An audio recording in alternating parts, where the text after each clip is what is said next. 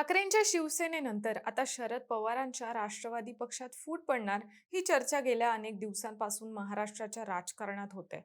खरं सांगायचं झालं तर महाराष्ट्राच्या राजकारणात कधी काय घडेल याचा नेमका अंदाज लावणं आजच्या घडीला अशक्य झालंय.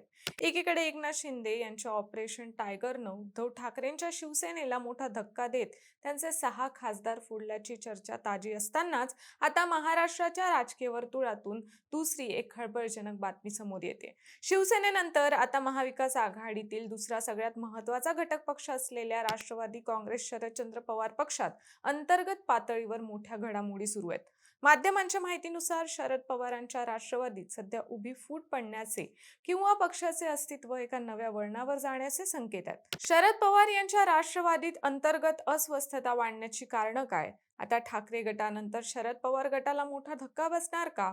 हे सगळंच आजच्या व्हिडिओच्या माध्यमातून जाणून घेणार आहोत. नमस्कार, मी रुपल आणि तुम्ही पाहत आहात विशेष भारी. काही दिवसांपूर्वीच एकनाथ शिंदे यांच्या ऑपरेशन टायगरमुळे ठाकरे गटाला मोठं भगदाड पडलं. त्यांचे 6 खासदार सत्ताधारी गटात गेल्यानं महाविकास आघाडी बॅकफूटवर गेली. तोच आता शरद पवारांच्या राष्ट्रवादीत अंतर्गत धुसफूस सुरू झाल्याचं सूत्रांचं सांगणं आहे. गेल्या काही काळातील राजकीय घडामोडी, राष्ट्रीय पातळीवरील बदललेली समीकरणं आणि आगामी निवडणुकांचा विचार करता शरद पवारांच्या पक्षात सध्या भविष्यातील अस्तित्वावरून प्रचंड अस्वस्थता आहे. पक्षातील ज्येष्ठ नेते आणि कार्यकर्त्यांमध्ये पुढील दिशा काय असावी याबाबत एकमत होत नसल्यानं पक्षाचे 2 तुकडे किंवा 2 वेगवेगळे गट पडल्याचं स्पष्ट चित्र आता पाहायला मिळत आहे. आता पक्षात 2 गट का पडले यामागचं कारण समजून घेणं महत्त्वाचं आहे. तर काही आठवड्यांपूर्वी काँग्रेस हायकमांडकडून शरद पवार यांच्या पक्षाला एक प्रस्ताव पाठवण्यात आला होता. त्यात शरद पवार यांचा राष्ट्रवादी काँग्रेस पक्ष पूर्णपणे काँग्रेसमध्ये विलीन करावा असे सांगण्यात आले. सूत्रांच्या माहितीनुसार काँग्रेसमध्ये विलीन होण्यासाठी शरद पवार गटाला काँग्रेसने प्रस्ताव पाठवला आणि विरोधकांची मोड बांधण्यासाठी काँग्रेस आग्रही असल्याचे सांगितले. मुख्य म्हणजे अगदी सुरुवातीला शरद पवार यांची राष्ट्रवादी सुद्धा या विलिनीकरणासाठी अनुकूल असल्याची चर्चा होती आणि पक्षातील एका बड्या नेत्यानं महाराष्ट्रातील काँग्रेसच्या वरिष्ठ नेत्याशी याबाबत चर्चाही केली असल्याची माहिती सूत्रांनी दिली. हा प्रस्ताव येऊन काही दिवस उलटले नाहीत तोवर पक्षातील आमदारांमध्ये 2 गट पडल्याची माहिती समोर आली. शरद पवारांच्या राष्ट्रवादीतही अंतर्गत घडामोडींना वेग आला. पक्ष इतर पक्षात विलीन करण्यावरून आमदारांमध्ये 2 मतप्रवाह निर्माण झाल्याची माहिती सूत्रांनी दिली. या 2 गटांपैकी एका गटाचं म्हणणं आहे की पक्षाने काँग्रेसमध्ये विलीन व्हावं, तर दुसऱ्या गटाचं मत थेट भाजप-प्रणीत एनडीएमध्ये सामील होण्याचं आहे. ज्या नेत्यांना काँग्रेसमध्ये विलीन व्हायचंय त्यांचा भाजप विरोधी लढाई अधिक भक्कम करण्याचा उद्देश आहे. महाविकास आघाडीतील जागा वाटप आणि भविष्यातील राजकीय गणितांवरून राष्ट्रवादी शरदचंद्र पवार पक्षातील नेत्यांमध्ये 2 स्पष्ट गट पडले असून यातील पहिल्या गटाची भूमिका अशी आहे की पक्षाचे अस्तित्व टिकवून ठेवण्यासाठी आणि भाजप विरोधी लढाई मजबूत करण्यासाठी पक्षाने पूर्णपणे काँग्रेसमध्ये विलीन व्हावे. या भूमिकेला बळकटी देणारे विधान शिवसेना ठाकरे गटाचे नेते संजय राऊत यांनीही याआधी केले होते. काँग्रेसची विचारधारा मांडणाऱ्या सर्व प्रादेशिक पक्षांनी काँग्रेसच्या झेंड्याखाली एकत्र यावं आणि काँग्रेसला बळ द्यावं अशी भूमिका राऊत यांनी मांडली होती. यावर राष्ट्रवादीच्या खासदार सुप्रिया सुळे यांनीही प्रतिक्रिया दिली होती, ज्यामुळे या चर्चांना अधिकच उधाण आलं होतं. देश पातळीवर पाहायचं झाल्यास पश्चिम बंगालमधील तृणमूल काँग्रेसच्या स्थितीचाही या चर्चांवर परिणाम झालेला आहे. ममता बॅनर्जी यांचेही आमदार आणि खासदार फुटून सत्ताधाऱ्यांच्या गोटात गेल्यानं त्यांच्या पक्षात उभी फूट पडली आहे. आता ममता बॅनर्जी यांचा उरलेला पक्ष काँग्रेसमध्ये विलीन होऊ शकतो अशी शक्यता वर्तवली जाते.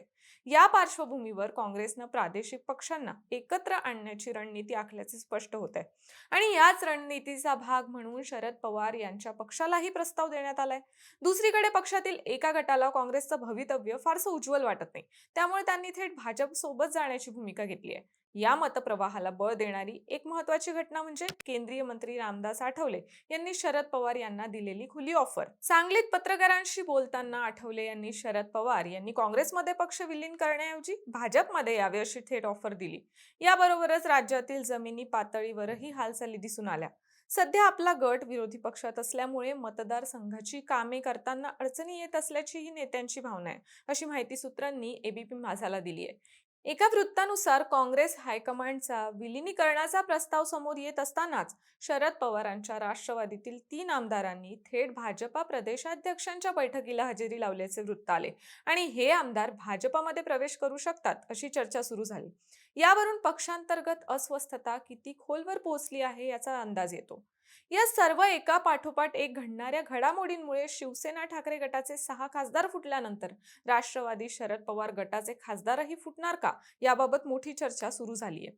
हे खासदार अजित पवार गटात किंवा शिंदे गटात प्रवेश करतील असा अंदाज वर्तवला जात होता. पण अलीकडील सूत्रांनुसार राष्ट्रवादी काँग्रेस शरद पवार गटातील खासदार किंवा आमदार फुटीचं मळप तुर्तास दूर झाल्याची माहिती समोर आली आहे.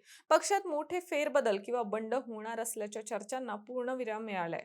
पण त्याच वेळी पक्षाच्या अंतर्गत गोटात प्रचंड अस्वस्थता आणि मतभेद कायम असल्याचंही सूत्रांनी सांगितलंय. म्हणजेच खासदार पातळीवरील तातडीचा धोका सध्या टळला असला तरी पक्षाच्या भविष्यातील दिशेबाबत संभ्रम कायम आहे. शरद पवार यांनीही या चर्चा फेटाळून लावल्या आहेत. खासदार फुटणार असल्याच्या चर्चेला काहीही अर्थ नाही, आमचा एकही खासदार फुटणार नाही असा विश्वास शरद पवार यांनी व्यक्त केलाय. आता या संपूर्ण घडामोडीकडे पाहिल्यास एक गोष्ट स्पष्ट होते की सध्या महाराष्ट्राचे राजकारण प्रचंड अस्थिर टप्प्यातून जात आहे. ठाकरे गटाला बसलेला धक्का, त्यानंतर राष्ट्रवादी शरद पवार गटात निर्माण झालेले मतभेद, या सगळ्यांमुळे महाविकास आघाडीच्या भवितव्यावर प्रश्नचिन्ह उभे आहेत. एकीकडे पक्षाचे अस्तित्व टिकवण्यासाठी मोठ्या पक्षात विलीन होण्याचा विचार करणारा गट आहे, तर दुसरीकडे सत्तेच्या जवळ राहण्यासाठी एनडीए कडे झुकणारा गट आहे. आता शरद पवार स्वतः कोणता निर्णय घेतात हे आगामी काळातील महाराष्ट्राच्या राजकारणाची दिशा ठरवणारं असेल. त्यात खासदार फुटीचा धोका टळल्याचं सांगितलं जात असलं तरी पक्षांतर्गत खतखत कायम असल्यानं येणाऱ्या काळात राष्ट्रवादी काँग्रेस शरदचंद्र पवार पक्षात आणखी मोठी राजकीय उलथापालथ होण्याची शक्यता नाकारता येणार नाही.